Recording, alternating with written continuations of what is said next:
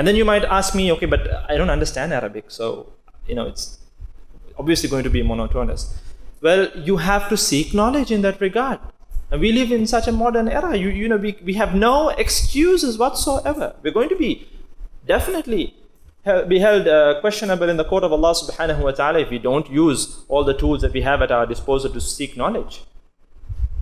We use those same tools to seek worldly knowledge. We follow online courses. We do all kinds of things to secure worldly knowledge. At times we want this degree, finding it difficult to perhaps fly over to a different country. We are ready to sit at virtual classrooms and follow the courses online.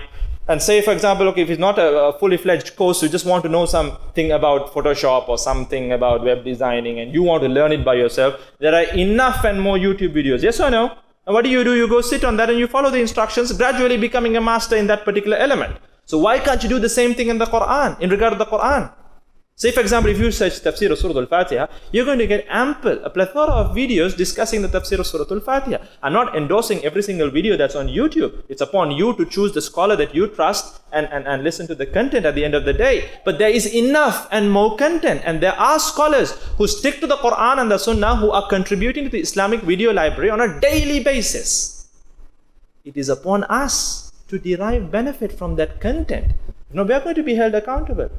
On the day of Qiyamah, you had that smartphone with you, you had that iPad, you had that laptop, you had access to all these platforms, but you did not use it for good purposes. Instead, you used it for evil purposes or purposes that do not benefit you in this world or the hereafter. We're going to be held accountable, and we're going to be questioned by Allah subhanahu wa ta'ala.